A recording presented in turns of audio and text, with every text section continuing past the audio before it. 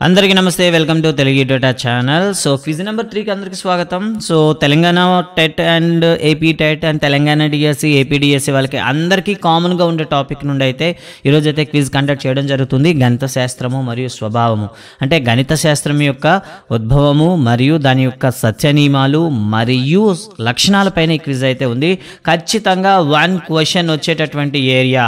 1 question మీరు TET కానీ DSC కానీ చూసుకున్నట్లయితే ప్రతిసారి ఒక క్వశ్చన్ అయితే వస్తుంది. అందుకోసమైన ఈ టాపిక్ అయితే మీకు మోస్ట్ ఇంపార్టెంట్. వీళ్ళని ఎక్కువ క్వశ్చన్ తయారు చేయడం జరిగింది. ఇక క్విజ్లోకి వెళ్దాం. సో ఫస్ట్ క్వశ్చన్ అయితే మీకు స్క్రీన్ పైన కనిపిస్తుంది.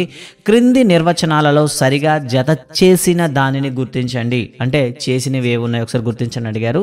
సో నిర్వచనాలపైన అయితే ప్రతిసారి ఒక క్వశ్చన్ వస్తూనే ఉంటుంది, టెట్ అయినా డిఎస్ అయినా. అందుకని నిర్వచనాలపైన మీకు వీలైనంత ఎక్కువ ప్రాక్టీస్ చేయడం కోసం అయితే వీళ్ళని నేను ఎక్కువ ప్రశ్నలు అడగడం జరిగింది. సో ఫస్ట్ వన్ చూద్దాం. ఇక్కడ ఆప్షన్స్ అయితే గణితం అంటే పరోక్ష మాపనం ఆగస్ట్ కౌంటే, గణితం అంటే పరిమాణ శాస్త్రం అరిస్టాటిల్, సంఖ్యలు మేధస్సుకు సాక్ష్యాలు అవి మానవ జాతికి మాత్రమే పరిమితం అంటూ చెప్పింది బాల్టే, గణితం అంటే వివిధ వస్తువులను ఒకే పేరుతో సూచించే కళ, ఒకే పేరుతో సూచించే కళ మేరీ పియరీ.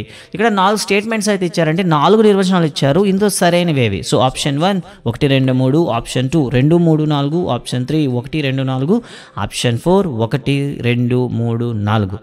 అంటే ఇలా ఇంటర్నల్ ఆప్షన్స్ ఇచ్చేటప్పుడు వీళ్ళని ఎక్కువ ప్రశ్నలను కవర్ చేయడానికి అవకాశం ఉంటుంది.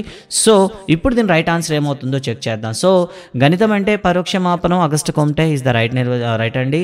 గణితం అంటే పరిమాణ శాస్త్రం అరిస్టాటిల్ ఇది కూడా రైటే.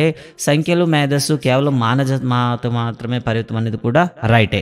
ఇక చివరిగా చూస్తే గణితం అంటే వివిధ వస్తువులను ఒక పేరుతో సూచించే కళ అని నిర్వచించింది అయితే హెన్రీ పాయింక్, కానీ ఇక్కడ మీకు మేరీ పియరీ అని ఇవ్వడం జరిగింది. కాబట్టి 4వ స్టేట్మెంట్ తప్పు స్టేట్మెంట్ అని తెలుస్తుంది. కావున ఆ రైట్ ఆన్సర్ అయితే మీకు 1 2 3 కాబట్టి ఆప్షన్ 1 అనేది మీరు చూస్ చేసుకోవచ్చు.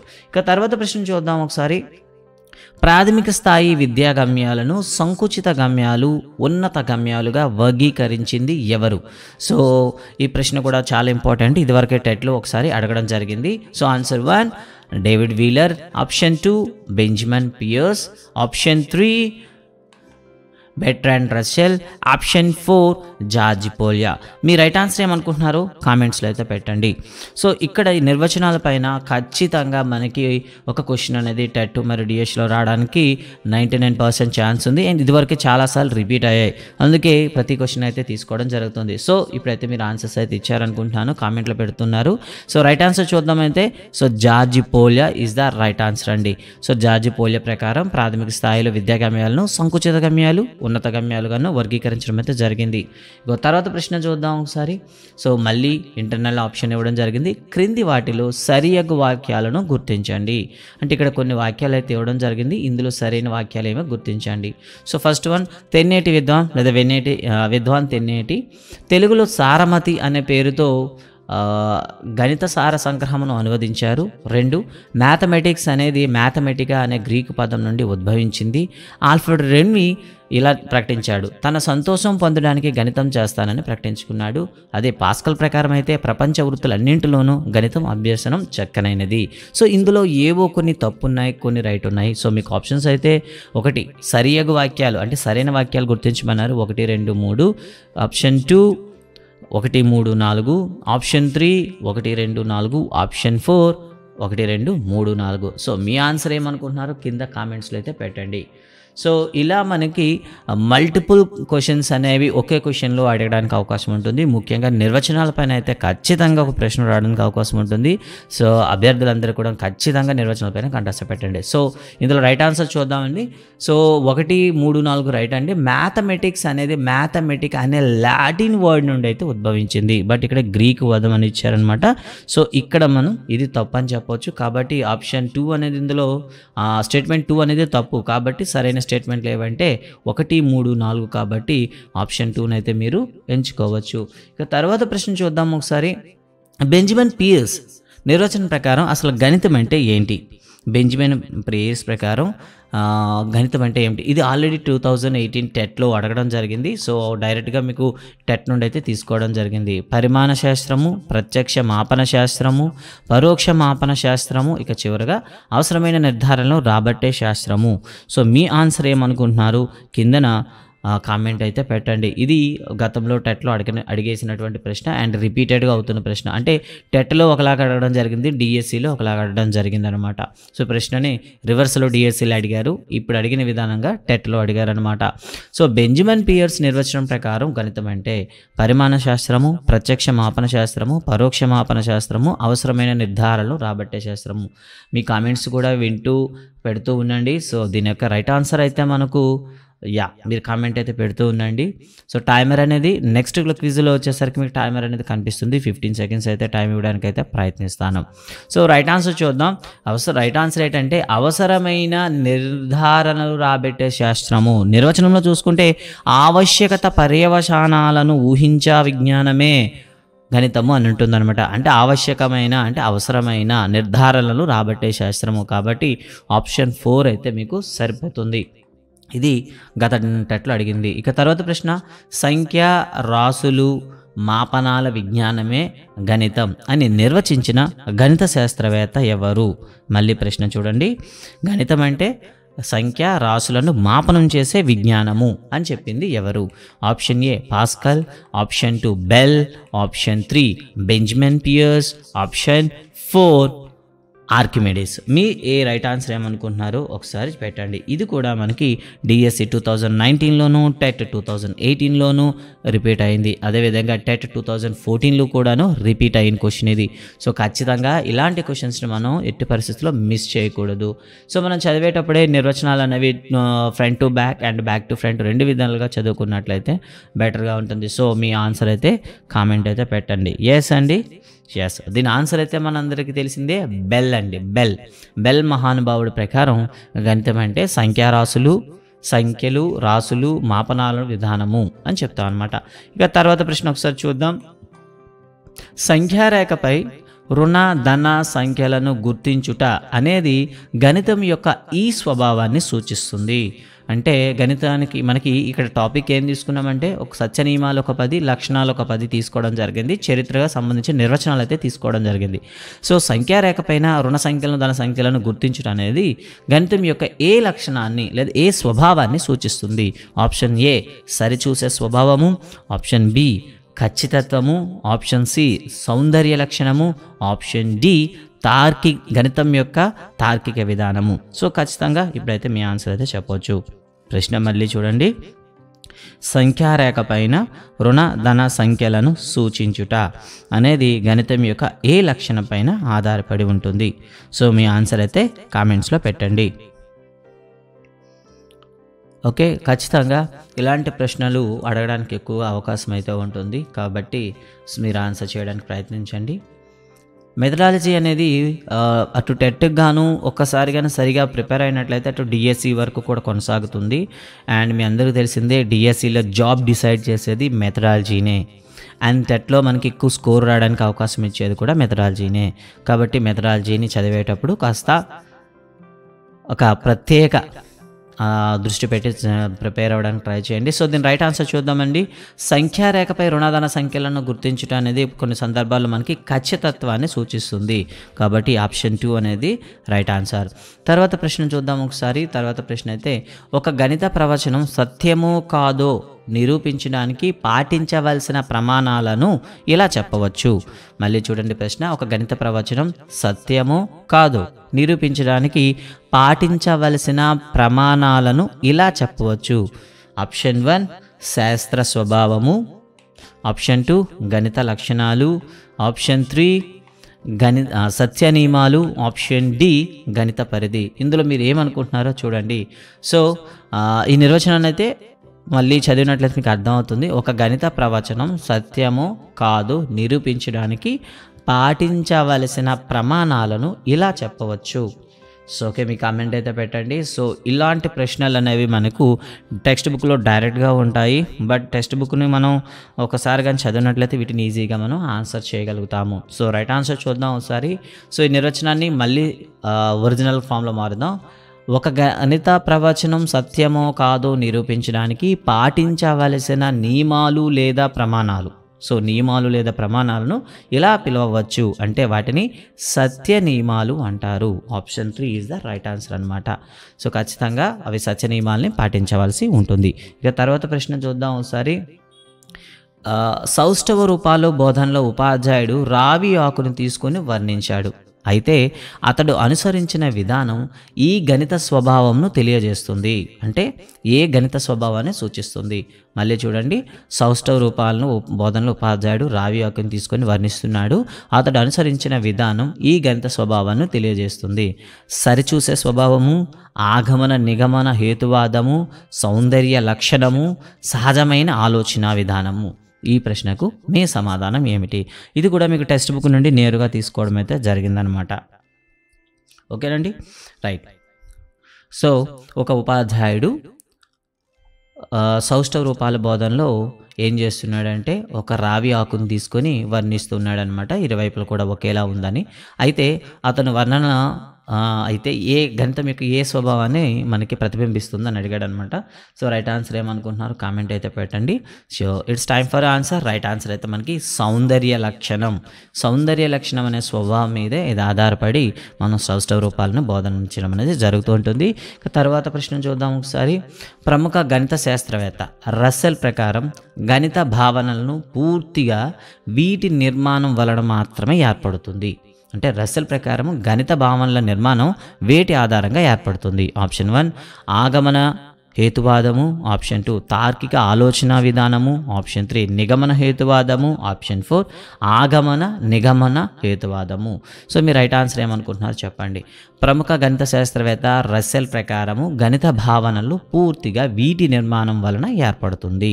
సో ఆప్షన్ 1 ఆగమన హేతువాదము, ఆప్షన్ 2 తార్కిక హేతువాదము, ఆప్షన్ 3 నిగమన హేతువాదము, ఆప్షన్ 4 ఆగమన నిగమన హేతువాదము. సో ఖచ్చితంగా సో మీ రైట్ ఆన్సర్ ఏమనుకుంటున్నారు చెప్పండి. సో ప్రతి నిర్వచనం పైన కూడా మనకి రివర్స్ ఆర్డర్లో క్వశ్చన్ అడగడానికి అవకాశం ఉంటుంది. ఆ లోగడ్లో అడగడం కూడా జరిగింది కాబట్టి ఈ ప్రశ్నలు తయారు చేయడం జరుగుతుంది. ఎస్ అని దీని ఆన్సర్ చూద్దాం. ఎప్పుడైనా సరే మనకి రస్సెల్ కానీ అదేవిధంగా వైట్ హెడ్ కానీ వస్తే ఖచ్చితంగా అక్కడ మనకు కనిపించింది తార్కిక ఆలోచన. సో తార్కిక నిర్మాణం వల్లనే వాళ్ళు ఏం చెప్తారంటే గణిత శాస్త్ర భావనలన్నీ పూర్తిగా తార్కిక నిర్మాణం వల్లనే ఏర్పడతాయి అని చెప్పాడనమాట. అంటే తార్కిక ఆలోచన విధానము లేదా తార్కిక నిర్మాణం వలన ఏర్పడతాయి అని చెప్పాడనమాట. సో ఖచ్చితంగా అయితే సో రైట్ ఆన్సర్ అయితే తార్కిక ఆలోచన విధానము లేదా తార్కిక విధానము. తర్వాత ప్రశ్న చూద్దాం స్క్రీన్ పైన. అయితే అరిస్టాటిల్ ప్రకారం గణితం అంటే సో పరోక్ష మాపన శాస్త్రము, పరిమాణ శాస్త్రము, తర్వాత అవసరమైన నిర్ధారణను రాబట్టే శాస్త్రము, ఆప్షన్ 4 నాగరికతకు అర్థం వంటిది. సో అరిస్టాటిల్ ప్రకారము గణితం అంటే సో ఇది ప్రత్యక్షంగా డైరెక్ట్గా ప్రశ్న అండి. ఇది ఈజీగా మీరు ఆన్సర్ చేయగలుగుతారు అనుకుంటున్నాను. సో రైట్ ఆన్సర్ అయితే మనకు పరిమాణ శాస్త్రము. సో అరిస్టాటిల్ ప్రకారం అయితే గణిత శాస్త్రం అనేది పరిమాణ శాస్త్రంగా ఆయన నిర్వచించడం జరిగింది. ఇక తర్వాత ప్రశ్న చూద్దాం స్క్రీన్ పైన. క్రింది వారిలో యూక్లిడ్ సిద్ధాంతాలు వ్యతిరేకించని వారు ఎవరు? So option A KF Gauss, option 2 Lobachevsky, option 3 Pascal, option 4 Riemann. So క్రింది వారిలో యూక్లిడ్ సిద్ధాంతాలను వ్యతిరేకించని వారు ఎవరు? సో చూడండి చాలామంది వ్యతిరేకించారు. అయితే ఇందులో ఒక అతను వ్యతిరేకించలేదు. అతని పేరు ఎవరు? ఆయన ఎవరు? సో నిజానికైతే దీని ఆన్సర్ అయితే మీరు అందరికీ తెలిసిందేని. సో యూక్లిడ్ సిద్ధాంతాల స్వీకృతాల్లో 5వ స్వీకృతంలో కొన్ని లోపాలు ఉన్నాయని దానిపైన వ్యతిరేకించింది, నిరూపించింది కూడాను కొంతమంది శాస్త్రవేత్తలు ఉన్నారు. అందులో ముఖ్యంగా అయితే కేఎఫ్ గాస్ కానివ్వండి, లొబెస్కీ కానివ్వండి, రాయమన్ కానివ్వండి సో యూక్లిడ్ సిద్ధాంతాలను వ్యతిరేకించారు. దానికి వ్యతిరేక నిరూపణలు కూడా చేయడం జరిగింది. సో ఇక్కడ అడిగింది వ్యతిరేకించని అంటే వ్యతిరేకించని వారు ఎవరంటే ఆప్షన్ 3 మీకు ఆన్సర్ అవుతుంది. Pascal is the right answer అవుతుంది. తర్వాత ప్రశ్న చూద్దాం. సో ఒక వ్యక్తి ఏదైనా సమస్యను సాధించడానికి జరిగే ప్రయత్నంలో బౌద్ధికంగా జరిగే ప్రక్రియను ఇలా పిలుస్తాము. ఇక చూడండి, 1 ఆగమన హేతువాదము, 2 సహజమైన ఆలోచన విధానము, 3 తర్కము, 4 సరిచూసే స్వభావము. మళ్ళీ ప్రశ్న చూడండి. ఒక వ్యక్తి ఏదైనా సమస్యను సాధించడానికి చేసే ప్రయత్నంలో బౌద్ధికంగా జరిగే ప్రక్రియను ఇలా పిలుస్తాము. ఆప్షన్ 1 ఆగమన హేతువాదము, ఆప్షన్ 2 సహజమైన ఆలోచన విధానము, ఆప్షన్ 3 తర్కము, ఆప్షన్ 4 సరిచూసే స్వభావం. సో మీరు ఏమనుకుంటున్నారైతే మీ కామెంట్లో పెట్టండి. సో ఇలాంటి ప్రశ్నలు అనేవి మనకి మ్యాక్సిమం మెథడాలజీలో మనకి అడగడానికి ఉంటుంది. ఒక చిన్న టాపిక్ నుండే మీకు 20 క్వశ్చన్స్ అయితే తీసుకోవడం జరిగింది. సో ఇది రైట్ ఆన్సర్ ఏమవుతుందో చూద్దాం.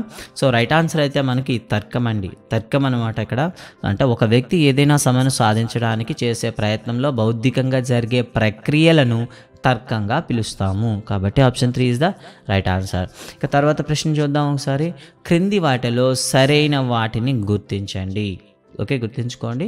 క్రింది వాటిలో సరైన వాటిని గుర్తించండి. 1 నిరూపణ అవసరం లేని స్వయం నిరూపిత ప్రతిపాదనను స్వీకృతం అంటాము. యూక్లిడ్ తాను పరిశీలించిన స్వానుభవ విషయాల్లో స్వీకృతాలుగా అభివృద్ధి పరిచాడు. అన్ని లంబకోణాలు సమానం అనేది ఒక స్వీకృతం. స్వీకృతులు ఎల్లప్పుడూ సత్యంగా ఉంటాయి కాబట్టి వీటిని నిత్య సత్యాలు అంటాము. సో ఇందులో సరైన వాక్యాలు ఏవి? Option 1 1 2 3, option 2 2 3 4, option 3 1 2 4, option 4 1 2 3 4. మీ రైట్ ఆన్సర్ ఏమనుకుంటున్నారు కామెంట్ అయితే పెట్టండి. చూడండి, ఇక్కడ 4 స్టేట్మెంట్స్ అయితే కనిపిస్తున్నాయి. ఇవి 4 సరైనవా లేదా ఏవి సరైనవి ఏవి సరికానివో గుర్తుంచుకోండి. సో ఖచ్చితంగా మనకి ఇది గణిత సత్య నియమాల్లోనూ గణిత స్వభావంలోనూ ఈ తరహా ప్రశ్నలు అయితే అడగడానికి అవకాశం ఉంటుంది. అంటే యూక్లిడ్కి సంబంధించినటువంటి కంప్లీట్ డీటెయిల్స్ పైన ప్రశ్న అయితే తయారు చేయడం జరిగింది. సో మీ కామెంట్స్ అయితే పెడుతున్నారు అనుకుంటున్నాను. సో ఇప్పుడైతే రైట్ ఆన్సర్ చూద్దాం ఒకసారి. సో నిరూపణ అవసరం లేని స్వయం నిరూపిత ప్రతిపదాలను స్వీకృతాలు అంటారు. సరైనదే. యూక్లిడ్ తాను పరిశీలించిన స్వానుభవ విషయాల్లో స్వీకృతాలుగా అభివృద్ధి చేశాడు. ఇది కూడా రైటే. అన్ని లంబకోణాలు సమానం అనేది కూడా ఒక స్వీకృతమే. స్వీకృతాలు ఎల్లప్పుడూ సత్యముగా ఉంటాయి కాబట్టి వీటిని నిత్య సత్యాలు అంటారు. సో గైస్ ఇదైతే కాస్త తప్పుగా ఉంది. సో స్వీకృతాలు అనేవి ఎల్లప్పుడూ సత్యంగా ఉండవు. ఎందుకంటే కొన్ని స్వీకృతాలు అసత్యమని కూడా నిరూపించడం జరిగిందనమాట. అందుకే వీటిని సార్వత్రిక సత్యాలు అంటారు. నిత్య సత్యాలు కావు, సార్వత్రిక సత్యాలు అంటారు. కాబట్టి ఆ స్టేట్మెంట్ 4 అనేది తప్పుగా ఉంది. కాబట్టి సరైన ఆన్సర్ అయితే మీకు 1 2 3 అవుతుంది. సో స్వీకృతాలు అనేవి ఎల్లప్పుడూ సత్యంగా ఉంటాయి మరియు ఇవి సార్వత్రిక సత్యాలుగా కొనసాగుతాయి. కాబట్టి option 1 2 3 is the right answer అవుతుంది. ఇక తర్వాత ప్రశ్న మీకు వాస్తవ సాక్ష్యాలను ఒక క్రమ పద్ధతిలో ప్రదర్శించి ఒక విషయం సత్యమని నిరూపించడానికి సూచించే గణిత సత్యం ఏనేది? ఏ నియమము అని అడిగారు అనమాట. ఇక్కడ చూడండి, మళ్ళీ వాస్తవ సాక్ష్యాలను ఒక క్రమ పద్ధతిలో ప్రదర్శించి ఒక విషయం సత్యమని నిరూపించడానికి సూచించే గణిత సత్యం అనేది ఏమిటని అడిగారు. సో ఫస్ట్ 1 ఏకాభిప్రాయము, 2 అనురూపత, 3 సంబద్ధత, 4 సాధికారత. ఇందులో రైట్ ఆన్సర్ ఏమనుకుంటున్నారో మీరు అయితే చూడండి.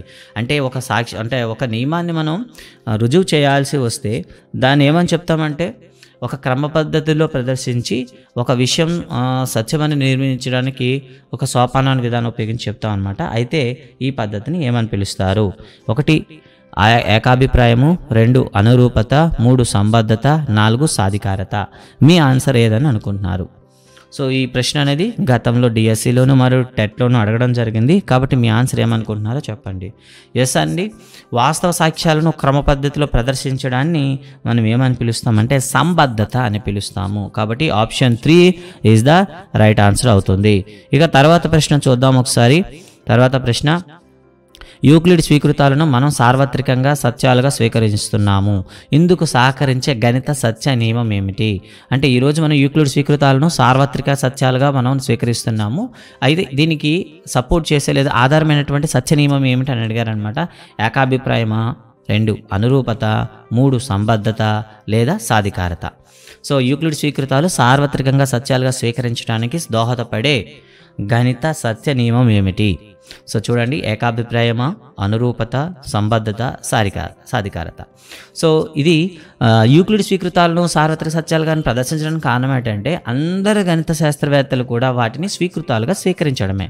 కాబట్టి రైట్ ఆన్సర్ అయితే మనకి ఏకాభిప్రాయం అవుతుంది. ఏకాభిప్రాయం కారణంగానే ఈరోజు గణితంలో స్వీకృతాలను మనం సార్వత్రికంగా స్వీకరిస్తున్నాము. ఇక తర్వాత ప్రశ్న చూద్దాం ఒకసారి. ఉపాధ్యాయులు చెప్పే ప్రతి విషయం సత్యమని విద్యార్థులు తల్లిదండ్రులతో విభేదించడానికి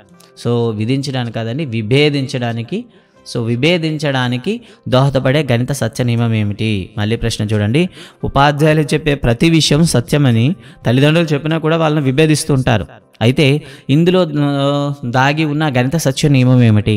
సో చూడండి, చాలా ఇంపార్టెంట్ క్వశ్చన్ ఇది. సో ఆప్షన్ 1 ఏకాభిప్రాయము, ఆప్షన్ 2 అనురూపత, ఆప్షన్ 3 సంబద్ధత, ఆప్షన్ 4 సాధికారత.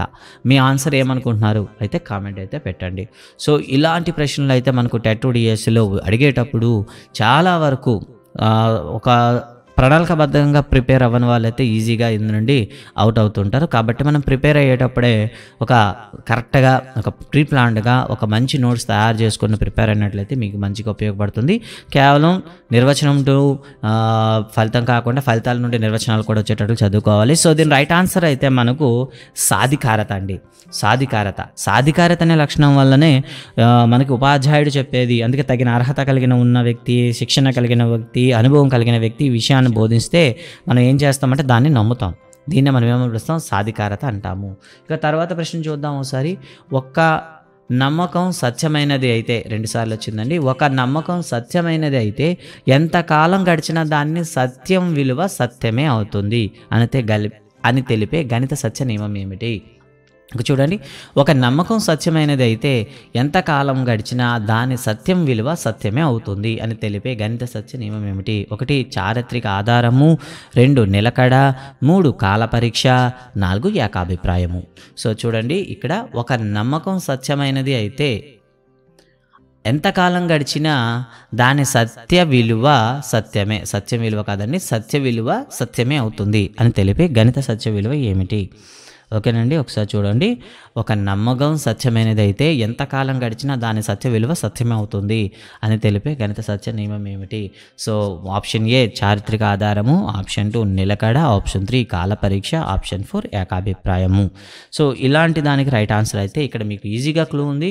ఎంతకాలం గడిచినా అంటే ఇక్కడే మనకుంది కాబట్టి అది కాల పరీక్ష అవుతుంది.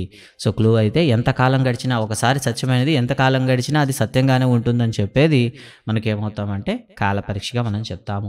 ఇక తర్వాత ప్రశ్న చూద్దాం. సో ఇక్కడ ఒక ప్రకటన, ఒక వివరణ అయితే జరిగింది. వీటిపై ఈ తరహా ప్రశ్నలు కూడా మనకి అసెషన్ రీజన్ అంటారు. సో ఇలాంటి ప్రశ్నలు కూడా అవకాశం అయితే ఉంటుందన్నమాట. గణితంలోని నియమాలు, సూత్రాలు నిలకడ సత్య నియమం ఆధారంగా ఉంటాయి. ఇది ప్రకటన. సో దానికి వివరణ, ఒక ప్రవచనం సత్య విలువ విరుద్ధతకు దారి తీయకపోతే దానిని నిలకడ అని చెప్పవచ్చు అని ఇవ్వడం జరిగింది. ఆప్షన్ ఏ ప్రకటన సరైనది, వివరణ సరిపోతుంది. ఆప్షన్ 2 ప్రకటన సరైనది, వివరణ సరిపోదు. ఆప్షన్ 3 ప్రకటన సరికాదు, వివరణ సరైనది. ఆప్షన్ 4 ప్రకటన, వివరణ రెండూ సరికావు. ఇక్కడ మీ ఆప్షన్ అయితే చూసుకోండి. అంటే ఇక్కడ కేవలం సత్య విలువ ఇవ్వకుండా, సత్య నియమం తెలపకుండా దాని యొక్క ఇది కూడా ఇవ్వడం, దాన్ని ఏమంటారు, దాని అప్లికేషన్ కూడా ఇక్కడ ఇవ్వడం జరిగింది. చూడొచ్చు మీరు. గణితంలోని నియమాలు, సూత్రాలు నిలకడ సత్య నియమం ఆధారంగా ఉంటాయి. ఇది కరెక్టేనండి. ఎందుకంటే ఎల్లప్పుడూ కూడాను ఒకే విధంగా ఉండాలి, కాలంతో మారకూడదు. కాబట్టి ఇది నిలకడ. అసలు నిలకడ అంటే ఏంటి? ఒక ప్రవచనం సత్య విలువ విరుద్ధతకు దారి తీయకపోతే దానిని నిలకడ అంటారు. కాబట్టి కరెక్ట్ అండి. సో ప్రకటన సరైనదే, ప్రకటనకులు వివరణగా మనకి ఇక్కడ ఇవ్వడం జరిగింది. కాబట్టి option A is the right answer అవుతుంది. ప్రకటన సరైనదే, వివరణ దానికి సరిపోతుంది. ఇలా మనకి కూడా ప్రశ్నలు అడగడానికి అవకాశం ఉంటుంది. అసెషన్ అండ్ రీజన్ అంటూ ఇప్పుడు కొత్త తరహా ప్రశ్నలు అయితే మనకు అడుగుతున్నారు. సో ఆ అభ్యర్థులు ఈ స్థాయి ప్రశ్నలు కూడాను ప్రాక్టీస్ చేస్తే మంచిగా ఉంటుంది. ఇక తర్వాత ప్రశ్న చూద్దాం ఒకసారి. ఒక సిద్ధాంతం ఆధారంగా మరో సిద్ధాంతాన్ని నిరూపించడాన్ని సూచించే గణిత సత్య నియమం ఏమిటి? చాలా ఈజీ క్వశ్చన్ ఇది. ప్రయోగ నియమము, నిగమన ప్రక్రియ, సంబద్ధత, ఆగమన ప్రక్రియ. అంటే ఒక సిద్ధాంతము అంటే ఒక జనరలైజేషన్ లేదా ఒక సూత్రము ఆధారంగా ఇంకో సూత్రాన్ని నిరూపిస్తే దాన్ని ఏమని పిలుస్తాం? నేరుగా చెప్పొచ్చు, దాన్ని నిగమన ప్రక్రియ అని పిలుస్తాము. ఇక చివరి ప్రశ్న చూద్దామండి. ఏ సత్యము ఆధారంగా వస్తువుల మధ్య సారూప్య సంబంధాన్ని ప్రామాణీకరించవచ్చు? చూసారా, ఏ సత్య నియమం ఆధారంగా వస్తువుల మధ్య సారూప్య సంబంధాన్ని ప్రామాణీకరించవచ్చు? సో 1 పరిశీలన, 2 అనురూపత, 3వది ప్రయోగము, 4వది ఏకాభిప్రాయము. సో మీరు ఏమనుకుంటున్నారు ఒకసారి అయితే కామెంట్లో పెట్టండి. ఏ సత్య నియమం ఆధారంగా వస్తువుల మధ్య సారూప్య సంబంధాన్ని ప్రామాణీకరించవచ్చు? సో ఈ ప్రశ్న చూద్దాం. 1 పరిశీలన, 2 అనురూపత, 3 ప్రయోగము, 4 ఏకాభిప్రాయము. మీరు ఏం ఆన్సర్ అనుకుంటున్నారో కామెంట్ అయితే పెట్టండి. ఎస్ అండి, దీని రైట్ ఆన్సర్ అయితే మన అందరూ తెలిసింది అనురూపత. అనురూపత అనే సత్య నియమం ఆధారంగా గణితంలో మనం ఏం చేస్తామంటే సారూప్య సంబంధాన్ని వ్యక్తపరుస్తాం. ఇది మనకి కేవలం చిన్న టాపిక్స్ అయితే తీసుకోవడం జరిగింది. ఇక రేపటి క్విజ్కి సంబంధించి టాపిక్ అయితే ఇస్తున్నాము. సో చారిత్రక ఆధారాలు అంటే నిజానికి ఇక్కడ మనం చెప్తాం శాస్త్రవేత్తలు అని చెప్తాం కదా, శాస్త్రవేత్తలు. నిజానికి ఇది చాలా ఎక్కువ టాపిక్ అయితే ఉంటుంది. అయితే ఇక్కడ మీకు చారిత్రక ఆధారాల్లో శాస్త్రవేత్తలు కేవలం విదేశీ శాస్త్రవేత్తల గురించి చదువుకోండి. రేపైతే క్విజ్ అయితే మీకు విదేశీ శాస్త్రవేత్తల పైన మాత్రమే ఉంటుంది కాబట్టి అది కూడా గణితం పైన మాత్రమే ఉంటుంది. సో మెథడాలజీలు అనేవి ఇటు టెట్ అటు డిఎస్సికు అండ్ ఏపీకు తెలంగాణకు అందరికీ కామన్గా ఉంటుంది కాబట్టి వీలైనంత వరకు ఒక ప్రణాళికబద్ధంగా చదువుకున్నట్లయితే మీకు ఉపయోగపడుతుందని ఆశిస్తున్నాను. Thank you guys, thank you very much. అందరికీ కూడాను ధన్యవాదాలు. రేపు మరో క్విజ్తో మేము ముందుకుంటాను. సో క్విజ్ నచ్చినట్లయితే లైక్ చేయండి, కామెంట్ చేయండి, మీ ఫ్రెండ్స్ అందరికి షేర్ చేయండి.